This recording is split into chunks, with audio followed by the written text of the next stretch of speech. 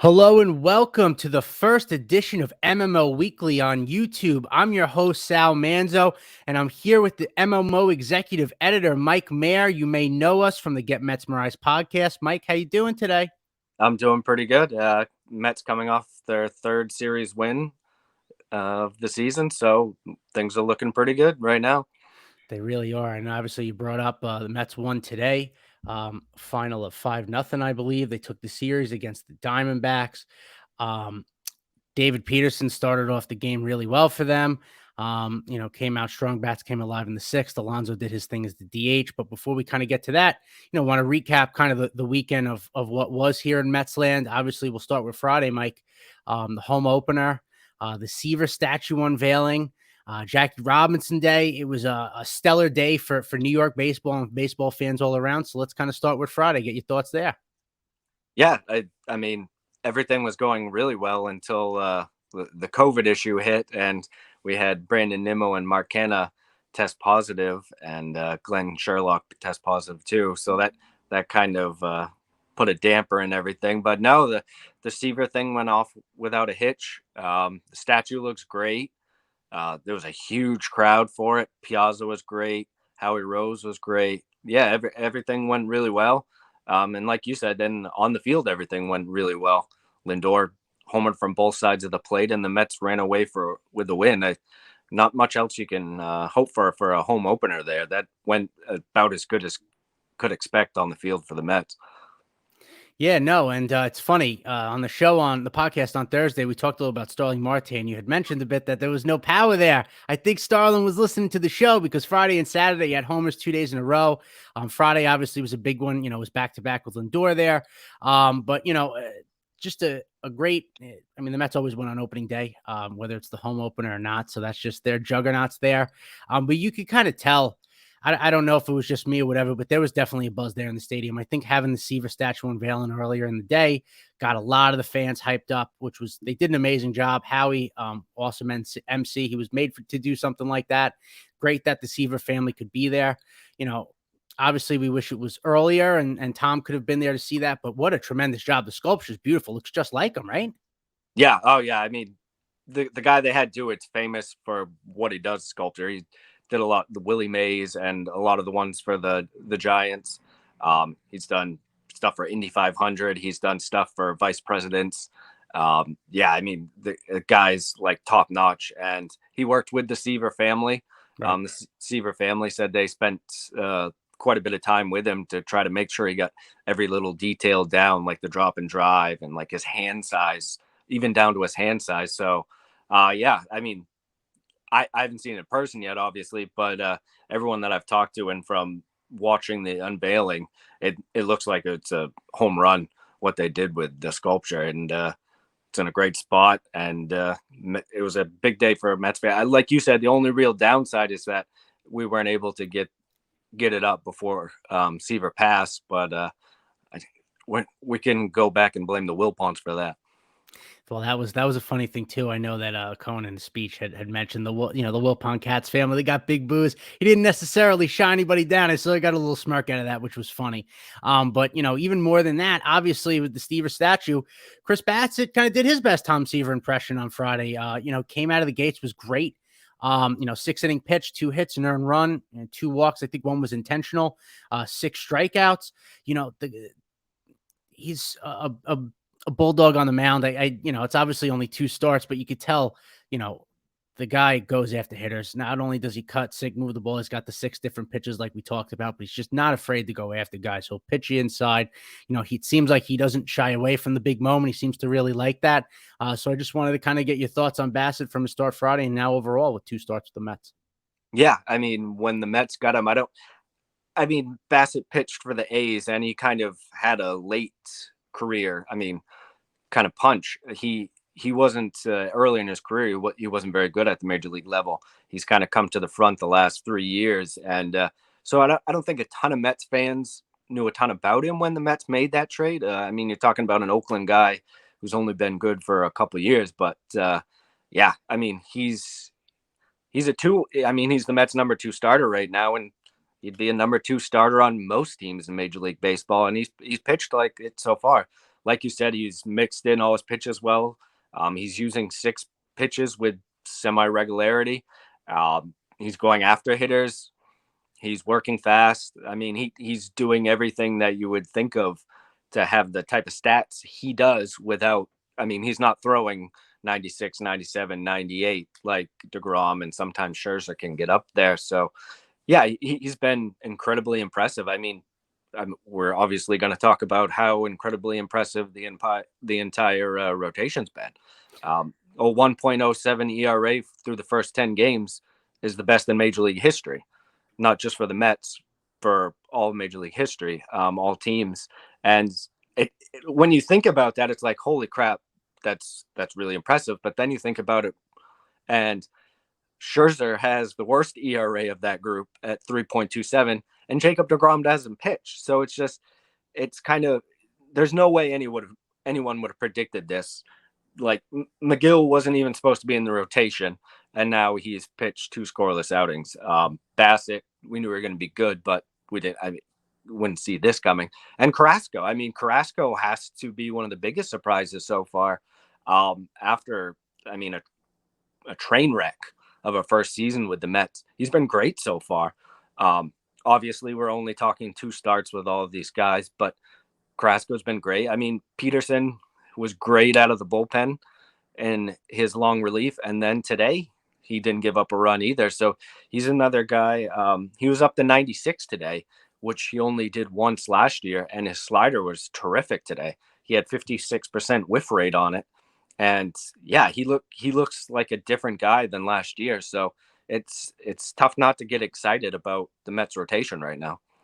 Yeah, absolutely. You know, you brought up Carlos Carrasco. You know, he was great yesterday. He had pitched 5 innings. You know, didn't give up, I believe, an earned run. You know, he pitched under duress a few innings. You know, he had runners in scoring position, you know, less than run outs, and he really bared down. His changeup looked great, which I thought was really good. And he threw that a couple of times with 3-2 counts with runners on. I noticed that he wasn't afraid to go to the well there, which I really liked. And you alluded to it, kind of, you know, him being like an X factor. And, you know, if he's healthy, it's great. It looks like he has his legs underneath him, right? He looks like he's much healthier and in much more of a rhythm. Obviously, he missed, you know, half a season last year, but it looks like he's, you know, at least for now, kind of, you know, gone over that hurdle and, you know, could be really serviceable for them. You know, it was a really solid 5 innings. And again, it was the Nationals and the Diamondbacks, his 2 starts. I understand that. But, you know, when I look at that, again, he pitched a lot of stressful innings, especially in those later innings in his outing on Saturday. And he was able to, you know, work out of it. I think that's a really good sign. You know, you mentioned Peterson today, 4 innings was great. You know, he's, again, I mentioned on the podcast last week, he's someone that kind of reminds me, if he could be like a Darren Oliver from, you know, 2006, a guy that, you know, could be your long man in the bullpen, your swing man. If he just, you know, has to make a start here and there like that, you know, it's a huge asset. And we know that pitching's so fragile this year with the lockout and the shortened spring and everything. So every, you know, pitcher that can, you know, be an asset is a great thing. Another person pitcher wise, I guess I wanted to bring up a little bit was Reid Foley from Friday. You know, he's pitched a couple of times this year, hasn't been good. It seems like he probably is going to be that guy in the chopping block, right? When the roster goes down to 28 to 26. I was wondering if I can kind of, I guess, get your thoughts there. Yeah, I mean, I think if you're pointing at guys that have struggled, Reid Foley is one of the first ones. And yeah, I mean, once the roster's clamped down, he's definitely on the chopping block and he's out of options. So the Mets would have to get him through waivers if they want to keep him. And maybe they do something before then, because like you said, his command has been bad. I think that's the biggest issue. Is I've seen some at bats where he gets ahead of guys, then he's just almost like the Steven Matz syndrome, where he's nibbling trying to get that perfect pitch, and he ends up walking a guy and walking guys when they have 6-7 run leads. Right. So I think that's obviously a big issue. Yeah, I mean, there's some options we'll talk about when we hit the minor league talk, and we'll talk about some guys that could replace him. But yeah, I mean, between Reid Foley, Seth Lugo, I mean, he looked good in spring. Lugo really did. Obviously, we're still only talking a couple of outings here, but Lugo has struggled so far, and that really hurts a bullpen that needs him, especially with May on the shelf for a couple of days. With May on the shelf, Lugo had to be that guy, and he kind of faltered in a couple of games. Between him and Jolie Rodriguez, they both kind of faltered in some high leverage spots. And without May, you got to have guys that you can count on. Yeah, and you bring up Lugo. There's someone I want to bring up to you too. Do you think it's more that he just doesn't have his legs underneath him, that because of the shortened spring and everything? I know, he's had the UCL injury in the past. That's was a reason why the Mets were so kind of, I don't want to say babied him, but were so careful with him in years past. Do you think it might be he's dealing maybe some sort of injury, because like the velocity is down and the command, especially like the breaking ball and stuff, is not what we're used to seeing. I just was wondering what you kind of thought there. Well, I'm interested to see how Buck kind of uses him moving forward. When I was down in spring training, Buck was asked about how he was going to use him, and he said in a perfect world, he'd like to use him as a one-inning guy and use him as many days as possible that way. Well, he's already used him as a multiple up-down guy, and I think maybe it's time for Lugo to be that one-inning guy. He just comes in, does his work, one inning, and then maybe use him the next day. Maybe use him 3 out of 4 days. Maybe that's how you keep him sharper. Because, like you said, I mean, the break just isn't there on the curveball like it used to be, and the command isn't there. And I mean, that's what we're talking about with relievers. That's what's going to get you in trouble really quick, is your command. And he's leaving hittable balls over the plate because of the command issues. I can't really. Maybe the UCL is still an issue, but I mean, it would be tough to know that. Right. But I think maybe he's the real guy in that bullpen that needs a set plan, that what he's going to do, and kind of stick to that instead of kind of bouncing around with the guys, which, I mean, Buck really has to this point so far. Is he was trying some guys just one inning. Then he did a couple of up downs with some guys. That didn't work out for a lot of those guys. And so, I mean, Buck's going to make his adjustments with these guys and figure out where he can plug and play them. And because they haven't really had a full bullpen besides like the first 2 games, because Diaz went on bereavement list, and then May had his little issue. So maybe once they can get that full bullpen again, Buck can kind of figure out exactly how he wants to do everything. Yeah, no, and before we move on to the offense real quick, you brought up Jolie Rodriguez, trade that does not look good. And now Chasen Shreve has pitched tremendous for the Mets out of the bullpen. He's been like a strikeout machine. It's only obviously a couple outings against, lesser teams, but again, he's pitched really well. And I was just talking to a friend about this. The more Shreve pitches well and does well, the worse that Castro trade looks. Because now, it looks like you may not, you have a guy in Shreve who can get both lefties and righties out. You can, kind of count on him in the 3-batter minimum, whereas Rodriguez, we know he can get lefties out, but that's really it. That trade's still baffling, a little bit frustrating, but they'll have to adjust. And thankfully, a guy like Shreve is, they get there on a minors deal and is pitching well.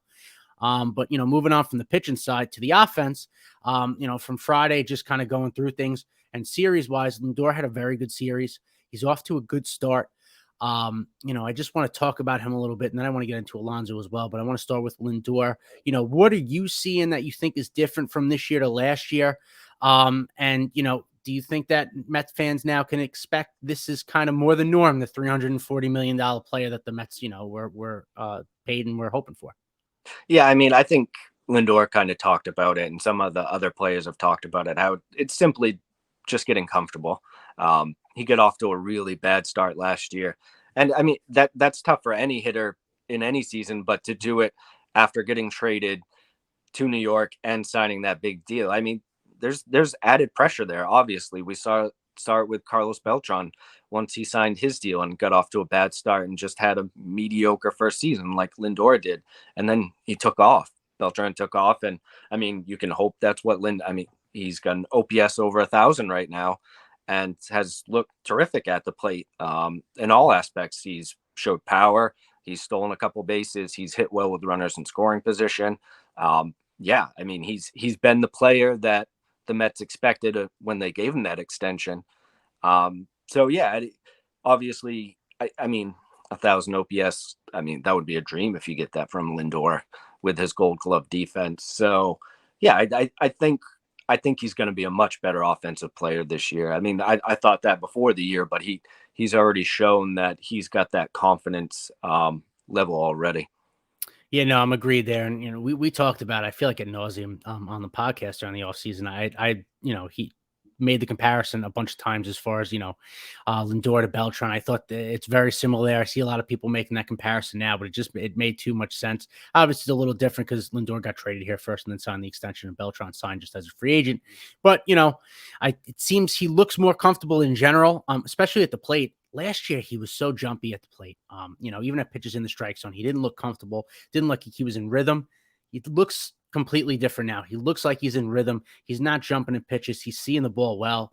He's walking, and he's, I know people had problems with if he could handle kind of, that high velo, especially in the NL East. It seems like he's made more of an adjustment on that, especially the pitch up and in.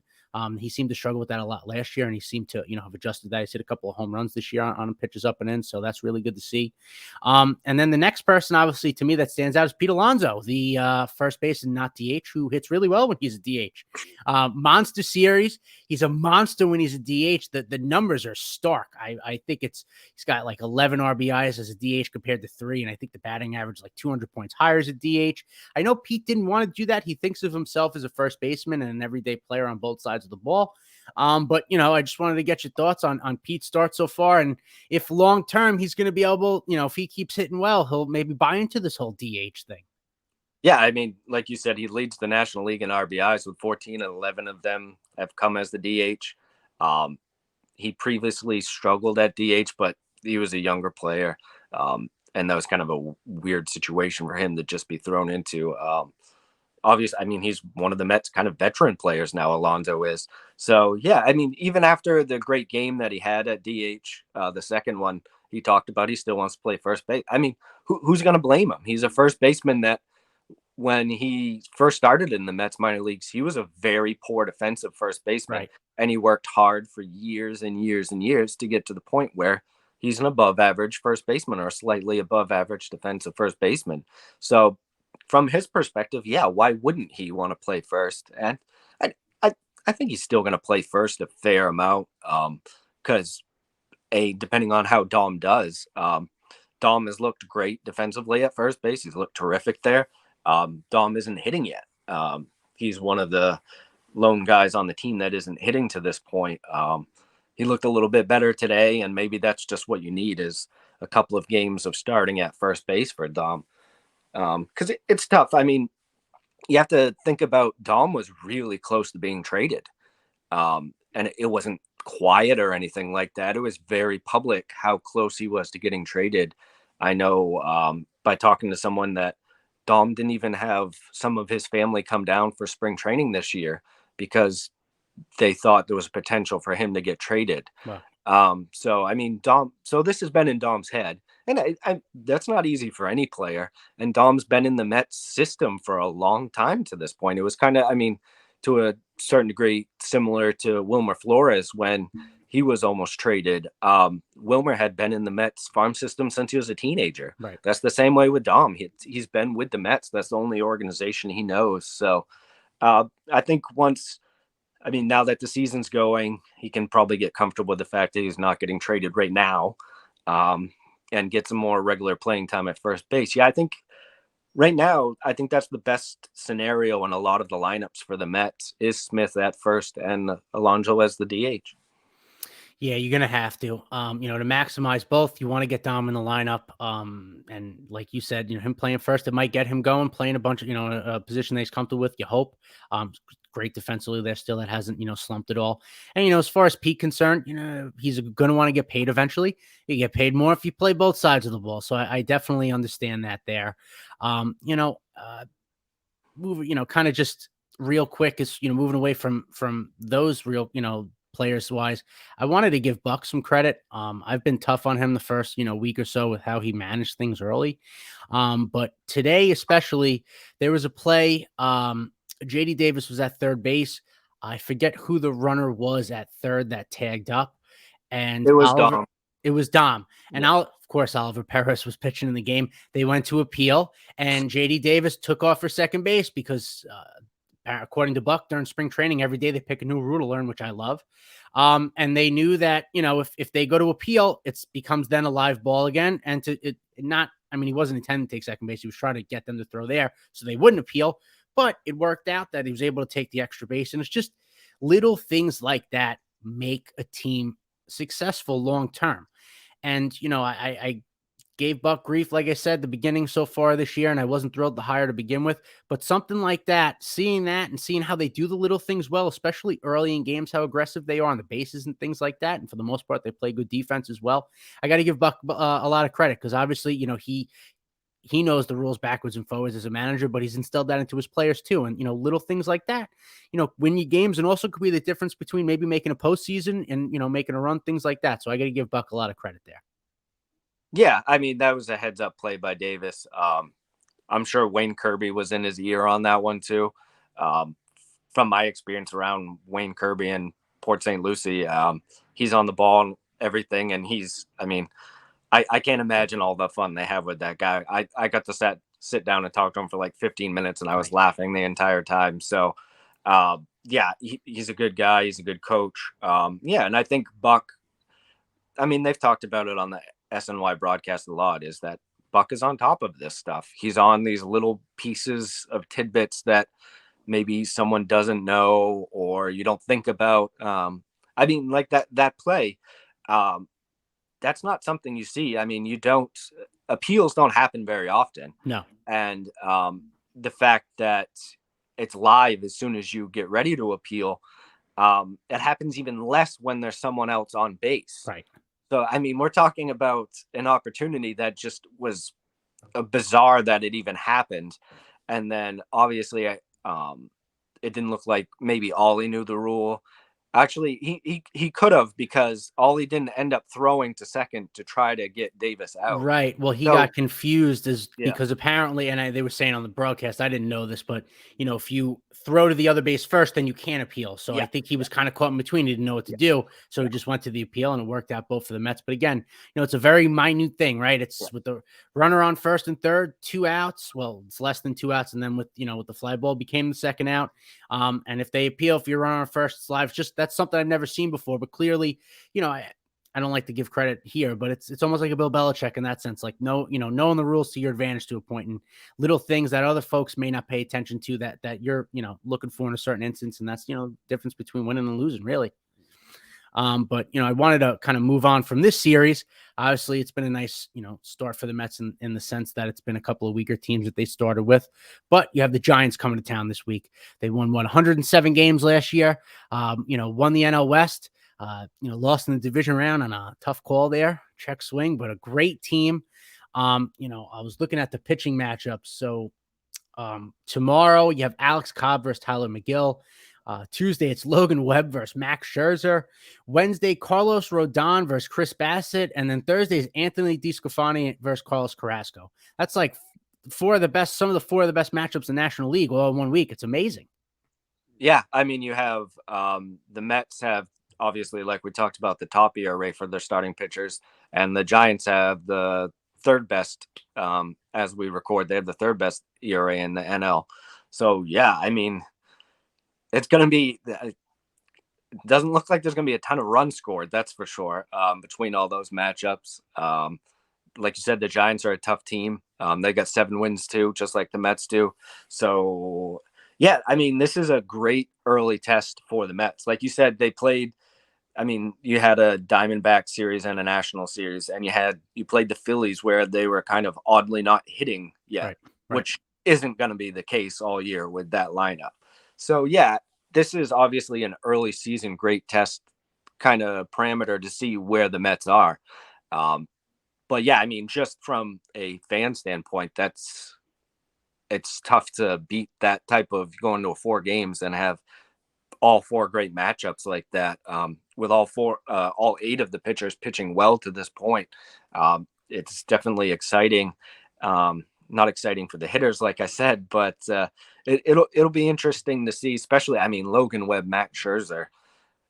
Logan Webb has quietly been one of the best pitchers in the National League over a year plus. So, and Max Scherzer is Max Scherzer. So that's an elite matchup. and hopefully you want to see the Mets take game one before you get into that, because as good as Scherzer's been, Logan Webb's been lights out for a long period now.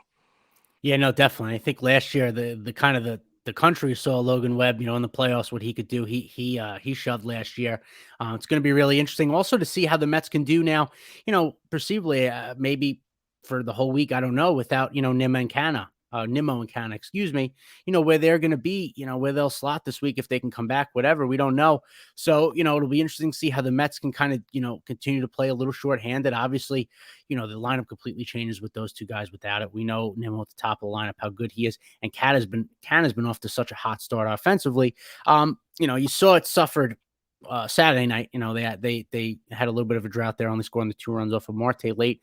But they routed back today. It started with a bad team making a bad mistake, opening the door. And that's where you just have to hope the Mets can capitalize, even with, the better teams. If they, make a mistake, the Mets can capitalize and hopefully their pitching can kind of, hold them up the rest of the way. But, I don't see any reason why they don't split this series. I think that they can. They can even take it. Listen, and 4-game series are hard. It's hard to take 3 out of 4, especially, it's one thing playing Washington. It's another thing playing the Giants. But I think that they could certainly be competitive in all these games. And it's just, an early season, nice litmus test to see where they're at. And again, without full strength, to see how they can kind of combat a team like the Giants coming in who are hot and are conceivably going to have their whole roster with them. Yeah, it'll be interesting to see. Hopefully things can change quickly with the COVID test, as we saw with Corey Knebel with the Phillies. He went on the list and then he was only on the list for I think it was 26 hours or something, and came right back. So hopefully Nimmo and Canna can come back for the start of the series. Like you said, both of those guys are game changers on the offense. I know Janikowski's had a nice little spurt when he's been in there, but that's not going to last. And you want Brandon Nimmo at the top of that lineup. And once you get Canna in there too, those are two guys that hover around 400 for on base. So when you're facing that tough Giants starting rotation, that could be the difference in how well you do in the series, having those guys back. So, we don't know anything yet. It could change before the game tomorrow, but that's definitely a big X factor going into the series. Yeah, no, and we also saw as a result, Nick Plummer made his major league debut. Was it today? Or I believe if it wasn't today, it was over the weekend. He's on the roster. You get out and mix and match. It's an early season test. But speaking of the Giants, I feel like we can't talk about it without talking about Gabe Kepler a little bit. He was an outcast in Philly. He was pretty much seemed like a bust. Then goes to San Francisco. Obviously you have the COVID year or whatever. Really no expectations in 2021. And he becomes one of the best managers in the National League. I heard they said a stat today, the broadcast, that Gabe Kepler used more pinch hitters than any other manager in baseball last year, and all seemed to work roses. So it's funny how a change of scenery and I guess change of organizations, even for not just for players but also for managers to find their success. Yeah, and I guess we're early off. We're kind of seeing that with Buck. At the end of his time in Baltimore, they were starting, I guess I would say, normally you would say rebuild, but they haven't rebuilt anything yet. They're still terrible. So, but they were on the downward spiral his last couple of years there. So, and now Buck, obviously off to a 7-3 start with the Mets. So that's kind of a good shift for him. And outside of some questionable bullpen decisions that we talked about in the first 2 series, it's looked pretty good. So yeah, change of scenery can do a lot of good for a lot of people. And it's worked for Kepler, and I guess you have to hope that the Mets kind of get that same type of success from Buck. Yeah, and Buck has the track record, so you kind of, you have confidence there. And I believe we're talking about the Orioles that took 2 out of 3 from the Yankees this weekend, but this isn't a Yankee show. We're not going to go there. We don't need to. It speaks for itself. But, we'll move on from kind of the big league club and, let's get to the minor league clubs a little bit, Mike. Starting with St. Lucie, we'll go through all the teams, but I just wanted you to give us, a couple of guys on each team kind of within the minor league system that folks should maybe be paying attention to, or you're having good starts to the year, or, you think could, make an impact down the road. Yeah. Just today, Calvin Ziegler, the Mets 2nd round pick from last year, pitched 3 innings, struck out 7, gave up 1 run. He was up to 97 with his fastball and got a ton of swing and misses on his curveball. Looked great. I mean, that's their top pick from last year because of the Kumar Rocker situation. So the kid's still only 19. Yeah, so you got a 19-year-old up to 97 throwing the hammer curve is what some of the people in the Mets organization call it. So he's definitely a guy to keep an eye on. Overall, the pitching staff's been terrific. They lead the league with a 12.83 K per 9 innings. Wow. And we're talking about that the guys in that rotation and the bullpen, a lot of them are guys that were drafted last year. Wow. It's a good portion of that roster. Carson Seymour, a guy from last year, draft pick. He was up to 96 the other day and 90 with a cutter. Levi David, another pick from last year. He was up to 97 the other day with a slider in the high 80s and looked really good out of the bullpen. Yeah, I mean, if you want to watch young pitching, the St. Lucie Mets are where it's at. And with the bat, their best player offensively has been another 19-year-old, Alex Ramirez, the center field prospect for the Mets. Like we mentioned, Keith Law had him 100 on his top list. So, and that would kind of surprise people at the time because not everyone was that high on him. But he's looking good so far. OPS over 1,200, batting leadoff and playing a good center field for them. Stanley Consuega, another outfielder. He's been hitting well. Justin Guerrera, infielder. He's been hitting well, a draft pick from last year. So I think after today, they're 7-2, one of the better records in the league. And then going from there, we go up to Brooklyn. Brooklyn, they're 6-3, but it's been kind of a weird season. They've had some rainouts and then some double headers. So their top offensive player's been a guy named Brandon McElrain. And if you watch college football, you'll actually know him because he played at South Carolina and California was a quarterback there. Nice. And then, I mean, we're talking just recently is 2019 made the full switch to baseball. Wow. And he's got an OPS over 1,000 to start the year as an outfielder for the Brooklyn Cyclones. Other than that, there's JT Swartz, the Mets fourth rounder from last year. He's got an OPS over 900. He showed some pop early. Pitching wise, it's been mostly some of the older minor league free agent types, but that's two hitters to watch there. Moving up to Binghamton, I mean, you want to talk about hitting and prospects. Is there a guy there that's been hitting baseballs hard? Maybe behind the plate? I don't know. I haven't heard of anybody. Yeah. Wow. It's tough. I mean, Francisco Alvarez was hyped before this year. Mm-hmm. I mean, we're not talking like Mets fans, Mets writers. We're talking nationally hyped. Yep. Top 10 in most, or right around the top 10 in all of the top 100. All he did was hit a home run in his first 3 games. Then the next game he had one caught at the wall, so he went homerless. But he hit another one today, so he's up and had a double today. So he has 3 doubles, 4 home runs, and 10 RBIs in 24 at bats. Wow. Yeah. I mean, no matter where you are or where you're playing, those are monster numbers. And we're talking about a 20-year-old, youngest player in the Eastern League, in the entire league, and he has an OPS over 1,400. And if you've watched him, he hit one so hard to left field that he only got a single off the wall because he just hit it so hard. And then he had another one that hit the batter's eye in center field. It went 413 feet, but because where the batter's eye was, didn't go out. So he ended up with a double, and then he had that great catch I was telling you about. So not only has he been terrific, but he's like feet away from having potentially 5 to 6 home runs right now. Wow. Which is just ridiculous to think about. And then, I mean, it's crazy that Brett Beatty's hitting 400 and you barely hear about it because of how good Alvarez has been. Right.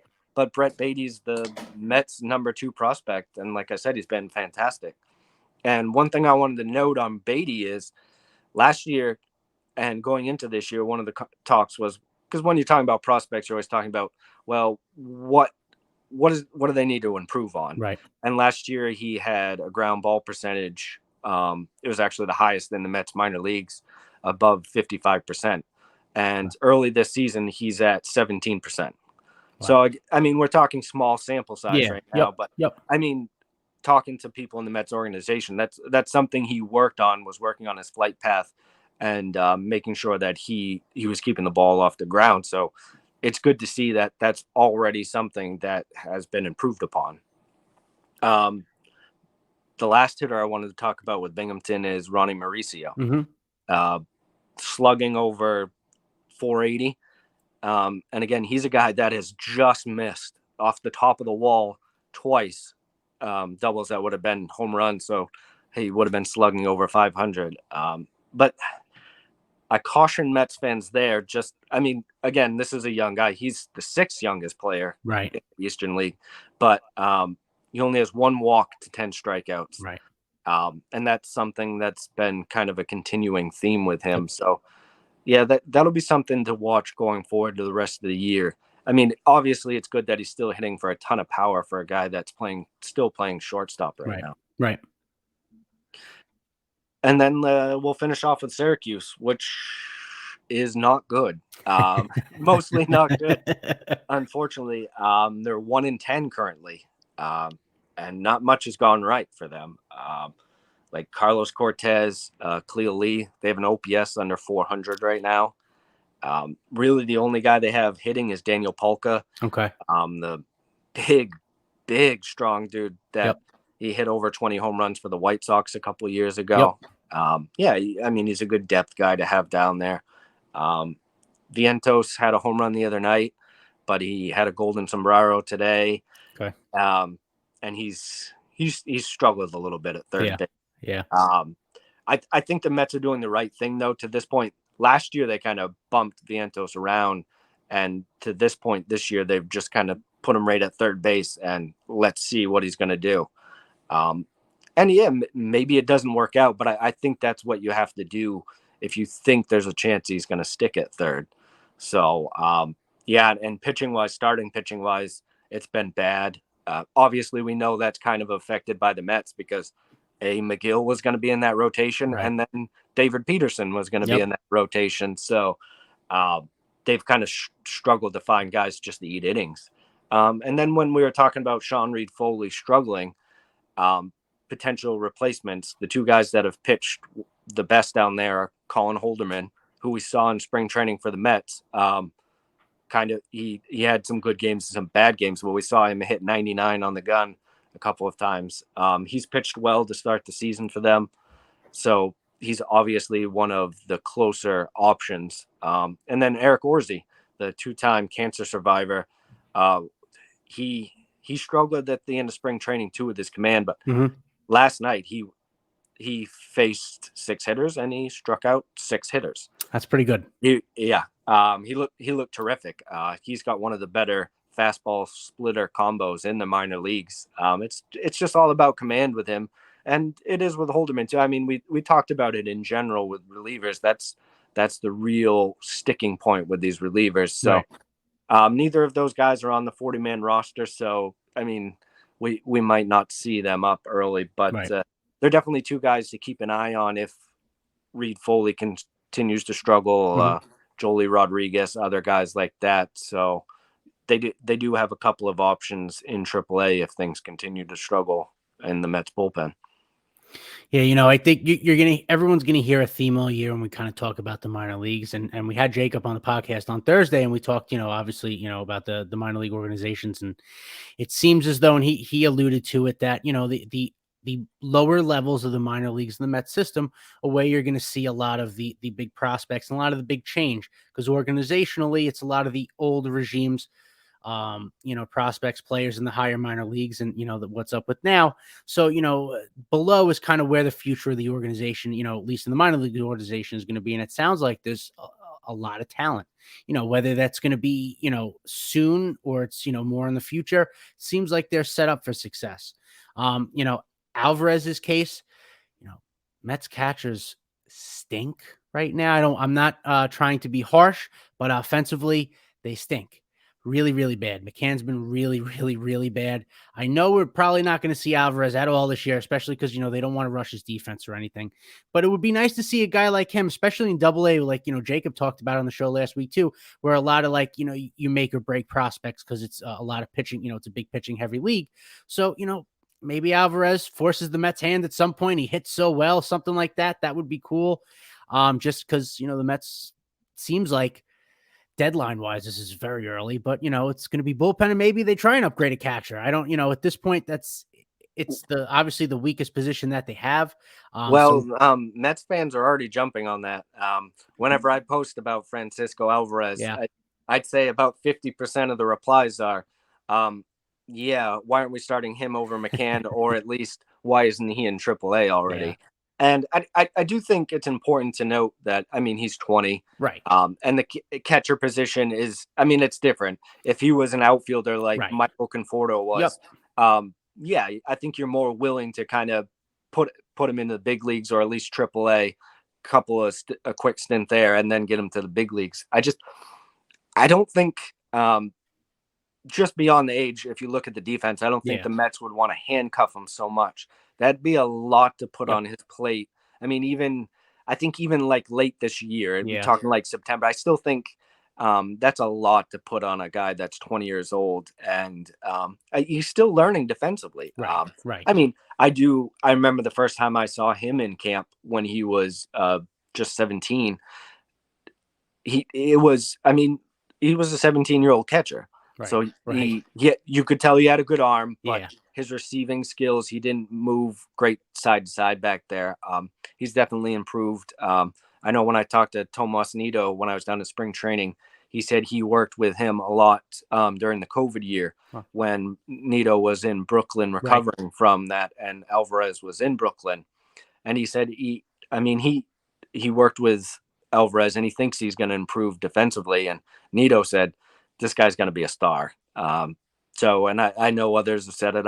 Keith Law compared him offensively to Mike Piazza. Pretty good company there. And again, it's a small sample size, but got not many hitters do what he's doing in a small sample size, and especially as the youngest player in the league. So at some point, if he continues to do this for, let's say in 3 weeks, he's still just completely mashing baseballs, I think you at least have to have the discussion about moving him to AAA, so that he's getting tested as a hitter. You also don't want it to become something where he gets into some bad habits as a hitter or whatever, or they're starting to pitch around him potentially and he's going outside the zone, stuff like that. So that's definitely going to be something to watch, particularly if James McCann continues. Right now he has a 322 OPS. James McCann does. So there's only so much playing time a guy can get like that. And McCann's solid defensively, but he's not Tomas Nido defensively. Right. Nemo is elite defensively, so you're going to live with the struggles offensively. But that conversation's going to get loud. It's loud by Mets fans, Mets fans, but at some point it has to within the organization. If McCann, it's not like McCann's hitting into bad luck or anything like that. He's just struggling to put quality at bats together. No, it'll be interesting to see there. And I look at Gary Sanchez, as far as like a comparison, I guess I don't want to see someone like Alvarez get rushed up and they lose their confidence, especially defensively and not ready. And then, it stunts them offensively as well. Like you mentioned with catches, there's so much that goes into it, more of a maturity. You have to handle a pitching staff, thing of that nature. So, hopefully the Mets made their bed with the McCann signing. So, I would assume they're not going to rush anybody up there. It's going to be what they're stuck with, unfortunately. He's been good defensively, not great.